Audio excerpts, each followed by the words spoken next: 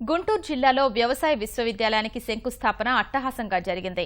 ఈ కార్యక్రమంలో కేంద్ర మంత్రి వెంకయ్యనాయుడు మాట్లాడుతున్నారు. ఇప్పుడు ప్రత్యక్ష ప్రసారం ద్వారా చూద్దాం. అదే కాదు, రాబోయే రోజుల్లో ముఖ్యమంత్రి గారు మొన్ననే అంగీకరించారు 2900 ఎకరాలు భూమిని కర్నూలులో ఇస్తున్నారు. కర్నూలులో కూడా రాబోయే రోజుల్లో మరి కర్నూలులో ఒక పెద్ద రక్షణ కర్మాగారం ఏర్పాటవుతుంది. అది ఈ దక్షిణ భారతదేశంలో కన్నా అన్నిటికన్నా పెద్ద కర్మాగారం అవుతుంది. కర్నూలులో దానికి రూపకల్పన జరుగుతుందని మీ అందరూ కూడా ఈ సందర్భంగా నేను మనవి చేస్తున్నాను. అదే కాదు మిత్రులారా, మన యొక్క ఇందాక నేను చెప్పింది national open air range A test evaluation centre for defence applications is now proposed to be set up in Kurnool. Mukhyamantri Sri Chandrababu Naidu was kind enough to provide 2,900 acres for a project which is 30 kilometers away from Kurnool. That is going to cost around 500 crores. అదే విధంగా మిత్రులారా, రాబోయే రోజుల్లో మన పక్కన ఉండే నాగాయలంక, కృష్ణా జిల్లా నాగాయలంకలో ఈ క్షిపణులను రాకెట్ లాంచింగ్ అవుతున్న ఫ్యూయల్ టెస్టింగ్ యొక్క కేంద్రం కూడా నాగాయలంకలో ఏర్పాటు కాబోతుంది. ఇప్పటికే సూత్రప్రాయంగా నిర్ణయం జరిగింది. అదే కాదు, తెలుగు ప్రజలకు అందరికీ వెలుగుగా నిలిచిన యొక్క మడమ తిప్పని మహానాయకుడు, తెలుగు వెలుగు స్వర్గీయ నందమూరి తారక రామారావు యొక్క సొంత స్థలంలో నిమ్మకూరులో కూడా BEL తరఫున మచిలీపట్నం ఎక్స్పాండ్ చేసి ఆప్టిక్స్ మ్యానుఫ్యాక్చరింగ్ ఫెసిలిటీ దాన్ని ఏర్పాటు చేయాలని చెప్పని దాన్ని నిర్ణయం జరిగింది. దానికోసం 50 ఎకరాల యొక్క స్థల సేకరణ కూడా జరుగుతుందని మీ అందరికీ మనం చేస్తున్నా. అదే కాదు, రాయలసీమలో ఇంకొక జిల్లా అయిన చిత్తూరులో కొక్కిరాల కొండ దగ్గర 1100 ఎకరాలు ముఖ్యమంత్రి గారు ఇస్తే అక్కడ కూడా మరొక రక్షణ కర్మాగారం 600 కోట్ల రూపాయలతో కొక్కిరాల కొండలో, చిత్తూరులో, అనంతపూర్లో, కర్నూలులో, తిరుపతిలో, కడపలో ఈ ప్రాజెక్టు అన్ని మంజూరు అవుతూ ఉంటే కొంతమందికి ఏమంతా మట్టిగా నీళ్లుగా కనబడుతూ ఉన్నాయి. వాళ్ళ కళ్ళకి అది కనబడుతుంది. మనం చేయగలిగింది ఏమీ లేదని ఈ సందర్భంగా మీ అందరికీ మనం చేస్తున్నాను. అదే కాదు మిత్రులారా, ఇవాళ మనం మెడికల్ సీట్లు గుంటూరులో ఉన్నా. నేను మెడికల్ కాలేజీ చాలా ఫేమస్. గుంటూరు మెడికల్ సీటుకు చాలా డిమాండ్ ఉంది. 1,00,00,000 కోట్ల రూపాయలు ఖర్చు పెడుతున్నారు. కేంద్ర ప్రభుత్వ అధికారంలోకి వచ్చిన తర్వాత వైద్య మంత్రి ఇక్కడ ఉన్నాడు, తర్వాత కావాలంటే మాట్లాడండి. పోయిన సంవత్సరం మామూలుగా ఇచ్చే సీట్ల కన్నా కొత్తగా 850 సీట్లు మెడికల్ కాలేజ్ సీట్లు మెరిట్ లో ఆంధ్రప్రదేశ్ కి మంజూరు చేయడం జరిగింది. రికార్డు స్థాయిలో దేశంలో మరి ఏ రాష్ట్రానికి కూడా రాలేదని మీ అందరికీ మనం చేస్తున్నాను. ఈ సంవత్సరం మళ్ళా శ్రీకాకుళంలో కొత్త కళాశాలతో పాటు 250 మెడికల్ సీట్లు కొత్తగా ఈ సంవత్సరం కూడా మళ్ళా మంజూరు చేయడం జరిగింది. అంటే వెరసి 1150 సీట్లు మెరిట్ లో మన విద్యార్థులు చదువుకునే దానికోసం కావాల్సిన సీట్లన్నీ కూడా కేంద్ర ప్రభుత్వం మంజూరు చేసిందని సందర్భంగా మీ అందరికీ మనం చేస్తా ఉన్నాను. రాబోయే రోజుల్లో ESI కింద ఇప్పటికే నిర్ణయం అయింది. స్థల సేకరణ పూర్తి కావాల్సి ఉంది. Establishment of 500 super speciality hospital for employees provident fund కింద ESI ఎవరున్నారో వాళ్ళ కోసమని 500 బెడ్ల హాస్పిటల్ ఒకటి ఏర్పాటు చేయబోతున్నారు. అలాగే డెంటల్ హాస్పిటల్ కూడా కొత్తగా దాన్ని ఏర్పాటు చేయబోతున్నారు. కాకినాడలో గాని రాజమండ్రిలో గాని ముఖ్యమంత్రి కోరిక మీద ఎక్కడ చెప్తే అక్కడ ఒక పెట్రోలియం కెమికల్ కాంప్లెక్స్ ను కూడా ఏర్పాటు చేయాలని కేంద్ర ప్రభుత్వం నిర్ణయించింది. 600 కోట్ల రూపాయలు దానిపైన పెట్టుబడి పెడుతుందని చెప్పని సందర్భంగా మీ అందరికీ కూడా మనం చేస్తున్న మిత్రులారా. అలాగే ఈరోజు నేను మామూలుగా బడ్జెట్ లో ప్రతి సంవత్సరం కొంత వస్తాయి గవర్నమెంట్, దాని గురించి నేను మాట్లాడడం లేదు. ఇవన్నీ కూడా ఆంధ్రప్రదేశ్కి అన్యాయం జరిగింది, ఈ ప్రాంతం వెనకబడి ఉందనే ఉద్దేశంతో కేంద్రం మంజూరు చేసిన ప్రత్యేక ప్రాజెక్టులు, ప్రత్యేక సంస్థలని చెప్పని సందర్భంగా మనం చేస్తున్నాను. IIIT చిత్తూరులో ఉంది, IIT చిత్తూరు ఎయిర్పోర్ట్ లో ఉంది, డిఫెన్స్ కర్మాగారం అనంతపూర్లో ఉంది, customs and central excise duty అనంతపూర్లో ఉంది. అలాగే కర్నూలులో పెద్ద భారీ రక్షణ కర్మాగారం రాబోతూ ఉంది. అదేవిధంగా మరి మిగతా జిల్లాలన్నిటికీ కూడా ఒక్కొక్కటి ముఖ్యమంత్రి గారు అందరూ కూడా మాడుకున్న తర్వాత వికేంద్రీకరణ జరగాలి. అభివృద్ధి అంతా ఒక ఊరిలో కేంద్రీకృతం కాకూడదు. మీ అందరికీ కూడా మనం చూస్తున్నాం. మీరు అమరావతికి పక్కన ఉన్నారు. అమరావతి రాష్ట్ర రాజధానిగా ఉంటుంది.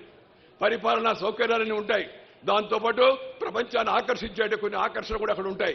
కానీ మొత్తం అభివృద్ధి అంతా కేవలం అమరావతిలో మాత్రం కేంద్రీకృతం కాదు. శ్రీకాకుళం నుంచి అనంతపురం వరకు అన్ని జిల్లాల్లో కూడా అభివృద్ధిని పంచాలా, ముందు అభివృద్ధిని పెంచాలా, ఆ తర్వాత పంచాలని చెప్పని ముఖ్యమంత్రి గారు, ప్రధానమంత్రి గారు అందరూ కూడా చాలా స్పష్టంగా ఉన్నామని చెప్పని ఈ సందర్భంగా మనం చేస్తున్నాను. కులం పేరుతో, మతం పేరుతో, వర్గం పేరుతో, వర్ణం పేరుతో, జిల్లా పేరుతో, భాష పేరుతో జనాన్ని రెచ్చగొట్టి అనేక సంవత్సరాలు పాలకులు తమ పబ్బం గడుపుకున్నారు. పేదలకేమో మాటలు, ధనికులకేమో మూటలు ఇచ్చారు. ధనికునికేమో మూటలు, పేదలకేమో మాటలు. Words for the poor, deeds for the rich. వాళ్ళు ఇవాళ ఈ ప్రభుత్వం పైన కేంద్ర ప్రభుత్వం పైన రాష్ట్ర ప్రభుత్వం పైన విమర్శలు చేయడం అవుతుందో ఇది సరైనది కాదని మీ అందరి సందర్భంగా నేను మీ అందరికీ మనం చేస్తున్నాను. నేషనల్ హైవే మన అదృష్టం, అమరావతికి ఇచ్చాపురం ఒరిస్సా నుంచి డైరెక్ట్ గా రోడ్డు ఉంది, చెన్నై నుంచి రోడ్డు ఉంది, హైదరాబాద్ నుంచి రోడ్డు ఉంది. లేదంతా బెంగళూరు నుంచి కనెక్షన్ లేదు. బెంగళూరు నుంచి అనంతపురాన్ని కర్నూలును కలుపుకుంటూ రాయలసీమ మీదుగా కొత్త రాజధానికి రాష్ట్రీయ రహదారి ఏర్పాటు చేయడం కోసం కూడా కేంద్ర ప్రభుత్వం నిర్ణయించిందని మీ అందరికీ మనం చేస్తున్నాను. ఈ అమరావతి చుట్టూరు 186 కిలోమీటర్లు 168 కిలోమీటర్స్ కొత్తగా వలయాకారంగా రింగ్ రోడ్డును కూడా కొత్త రాజధానికి ఏర్పాటు చేస్తామని చెప్పారు కూడా ఈ సందర్భంగా మనం చేస్తున్నా. ఇప్పటికే సర్ఫేస్ ట్రాన్స్పోర్ట్ మినిస్టర్ గారు దానికి సుముఖత వ్యక్తం పరిచారు, రాష్ట్రానికి కూడా తెలియజేశారు. అదేవిధంగా విజయవాడలో దుర్గమ్మ వంతెన దగ్గర మనందరికీ తెలిసి ఎంత ఇబ్బందిగా ఉందో ఆ నుంచి ట్రాఫిక్ డైవర్షన్ లేకుండా ఆ వంతెనకు కూడా కావాల్సిన నిధులు మంజూరు చేయడం జరిగింది. తొందరలో అది కూడా పని ప్రారంభమవుతుందని సందర్భంగా మీ అందరికీ మనం చేస్తున్నాను. విశాఖపట్నానికి హుద్హుద్ తుఫాను వస్తే రెండవ రోజు ప్రధానమంత్రి గారు వచ్చారు, 1000 కోట్లు ఇచ్చారు. వీళ్ళకేమో అది మట్టి నీళ్లుగా కనబడుతుంది, మనం ఏం చేయలేం. వాములు తినే స్వాములు వారికి పచ్చిగడ్డి బరోబర్ అన్నట్టుగా దొరికినట్టుగా దోచుకున్నా అంటే మహానాయకులంతా కూడా ఇవాళ వీటన్నింటినీ వ్యంగ్య మాటలతో తమాషాలు చేస్తున్నారు, తమాషాలుగా మాట్లాడుతున్నారు. కొంతమంది అయితే ఇప్పుడు కొత్తగా పార్టీలు వచ్చాయి. ఏంటంటే జీబీటీపీ పార్టీ అని, అంటే గడ్డిబొమ్మ దగ్గర పెట్టే పార్టీలు. వాళ్ళకి రెండో పని లేదు, గడ్డిబొమ్మ దగ్గర పెడుతూ ఉంటారు. తగలబెట్టలేని అభ్యంతరం లేదు.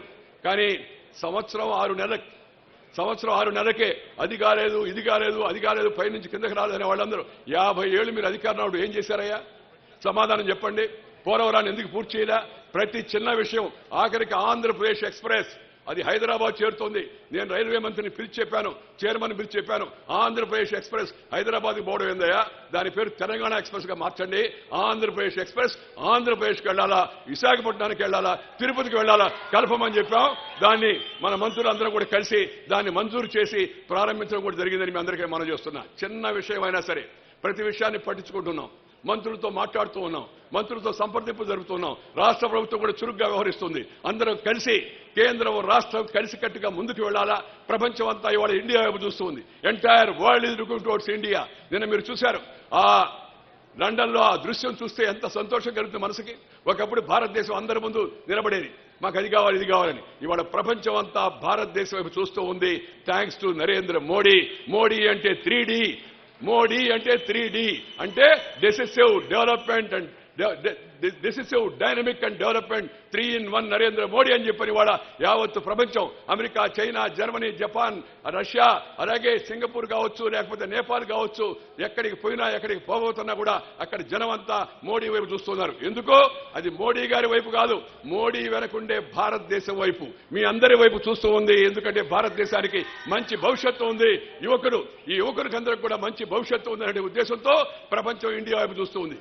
కానీ కొంతమంది పరిగట్టుకొని మన దేశం యొక్క పేరు ప్రతిష్టలు పోగొట్టే ప్రయత్నాలు చేస్తున్నారు, తప్పుడు ప్రచారాలు చేస్తూ ఉన్నారు, అసహనం పెరిగిపోయిందని మాట్లాడుతూ ఉన్నారు. ఎమర్జెన్సీ పెట్టి లక్షల మందిని జైల్లో తోసినప్పుడు వీళ్ళ నోర్లు ఏమైపోయినాయి, వీళ్ళ చేతులు ఏమైపోయినాయని ప్రశ్నిస్తే వాళ్ళ దగ్గర సమాధానం లేదు.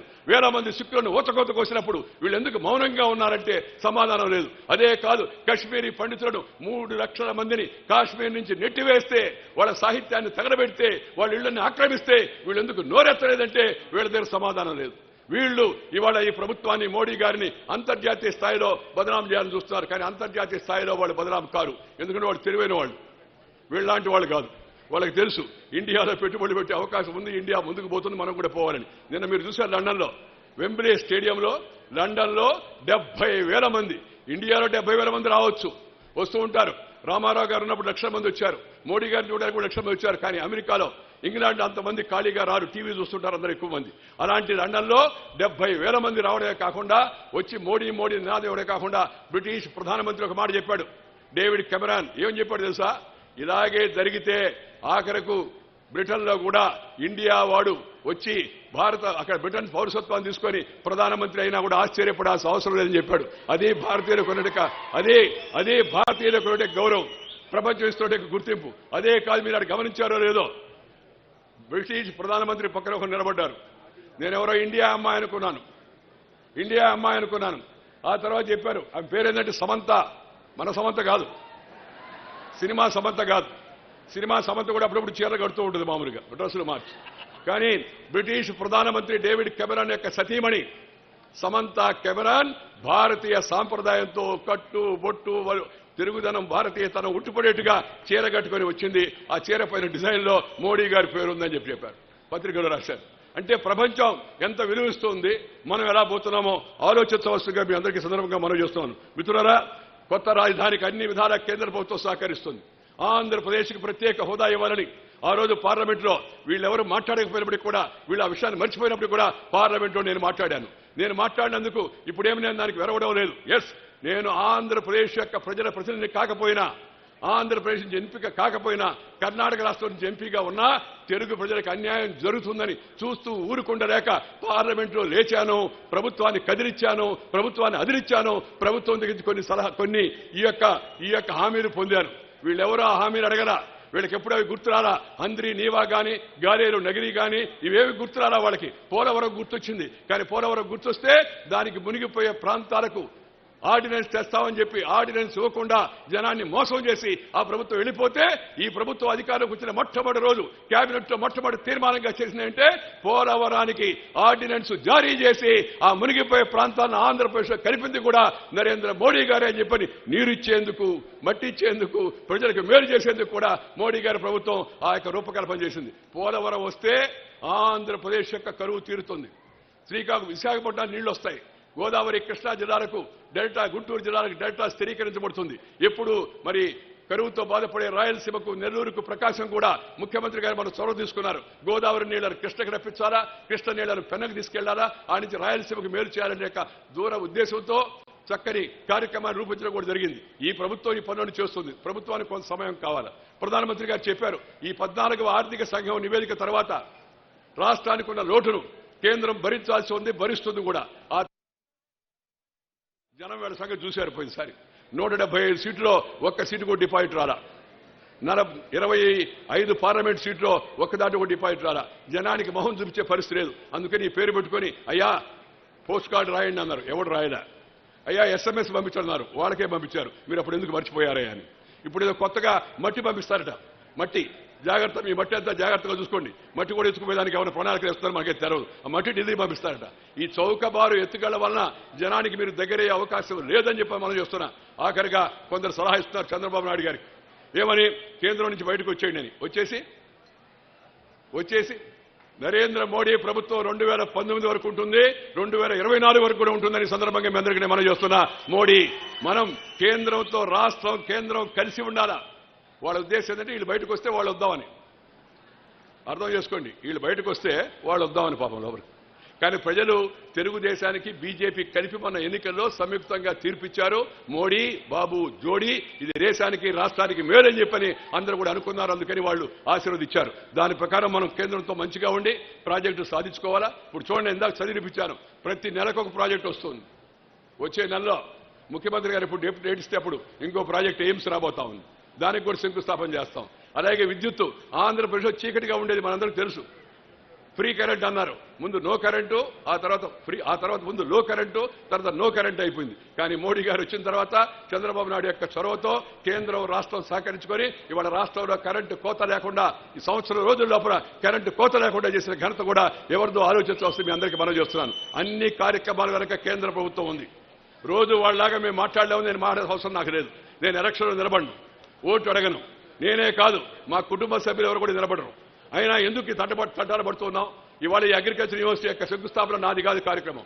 పుల్లారావు గారు చెప్పారు, చూద్దామని అన్నా నేను. ముఖ్యమంత్రి గారు చెప్పారు, కాదని లేకపోయా. ఎందుకంటే మన రాష్ట్రంలో ప్రజలకు మేలు జరుగుతూ ఉంటే ఆ మేలులో కూడా భాగస్వాములు కావాలని. దాని వెనక ప్రయత్నం ఎవరిదో అందరికీ తెలుసు. దాని వెనక ప్రయత్నం కేంద్రంలో చొరవ తీసుకుంది ఎవరు అందరికీ తెలుసు, నేను చెప్పాల్సిన అవసరం లేదు.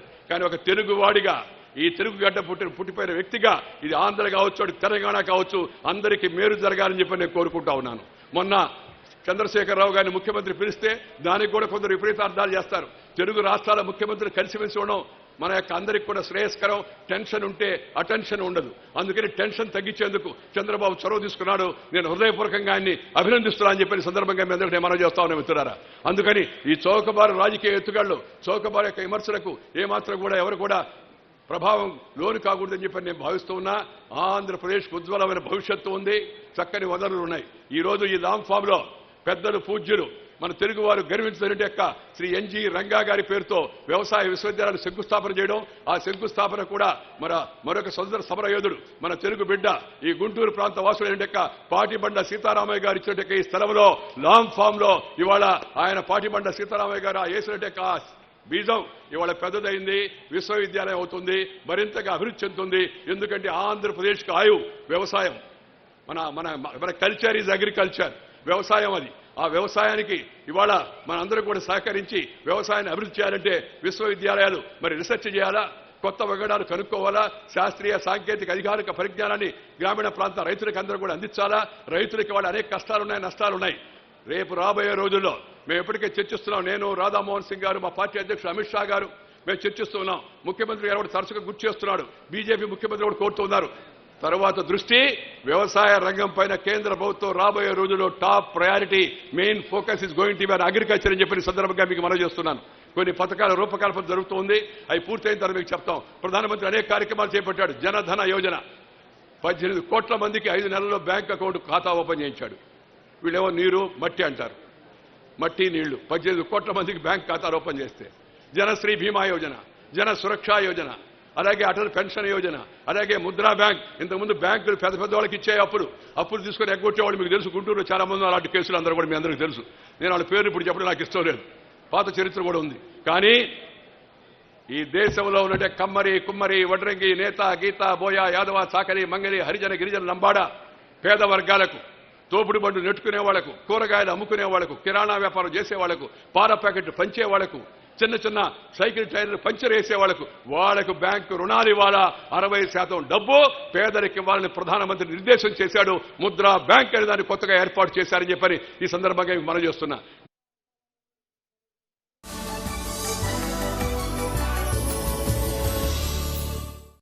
జీవితంలో కొత్త పేజీ మొదలవుతుంది కలాన్తో.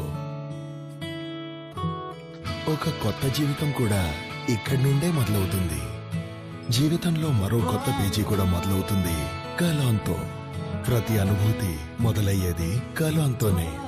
Kalan, India's largest selling mattress. Johnny ఏంటండి సైడ్ లో ఏముంది?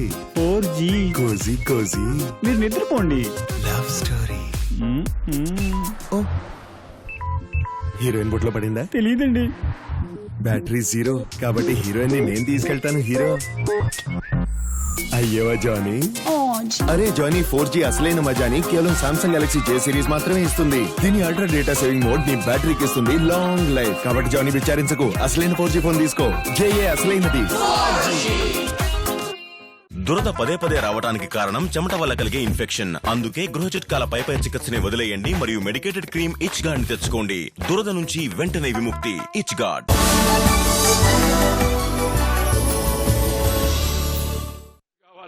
మట్టి కావాలా, ఆ మట్టిని పెంచుకొని మనందరం కూడా ఈ స్థాయికి వచ్చాం. అందుకని ఎకశక్యాలు చౌకబారు మాటలు మాట్లాడేవాళ్ళ విషయం తెరవాలనే ఉద్దేశంతో మాత్రమే ఈ విషయాన్ని మీ ముందు పెట్టడం జరిగిందని మీ అందరికీ మనవి చేస్తున్నా. I'm very much thankful to the agriculture minister Shri Radha Mohan Singh, my colleague in the cabinet in government of India. He has spared enough time. He has agreed with us to support this setting of this university, NG Ranga University in Guntur. Radha Mohan ji, Guntur is famous for agriculture. It's a very important junction in Andhra Pradesh. It is the heartbed of farmers' politics, farmers' movement earlier also. This is the birthplace of Swargiya NG Ranga also. I am very happy you have agreed to come here and to lay foundation for this NG Ranga Agriculture University. This will be really very much useful to the farming community, and they will be able to take the vision of the Prime Minister and the Chief Minister forward. That's why on behalf of the people, I want to really thank you. And also मैं हृदय से आपको धन्यवाद देना चाहता हूं. आप विशेष रूप में इस विश्वविद्यालय का शिलान्यास के लिए वहां दूर से आप आया, अच्छा है. इसी के साथ ही साथ भगवान का भी हमारा आशीर्वाद है. कारण क्या है? भगवान का आशीर्वाद है. बारिश आया, మనకి వర్షం వచ్చేది వల్ల ప్రోగ్రామ్ ఇబ్బంది అవుతుందనే బాధ లేదు. ఎంత ఎక్కువ వస్తే అంత మంచిది. కుంభవర్షం వచ్చినా మంచిది. ఎందుకంటే చెరువులు నిండాలా, కాలువలు నిండాలా, పొలాలు పండాలా, మట్టి నీరు ఈ రెండు కావాలా. అందుకని చాలా ముఖ్యమైన విషయాన్ని గుర్తు చేస్తూ మీ అందరికీ హృదయపూర్వకంగా ధన్యవాదాలు తెలియజేస్తున్నాను. నమస్కారం. జై హింద్.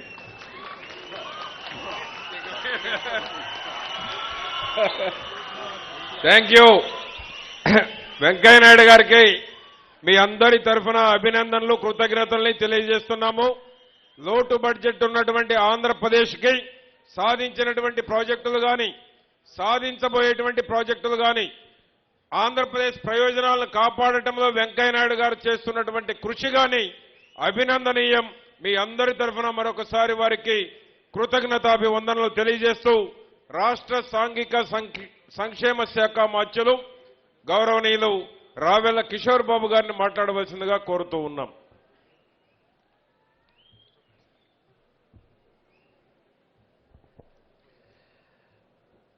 రైతు బాంధవుడు, రైతుల పక్షపాతి,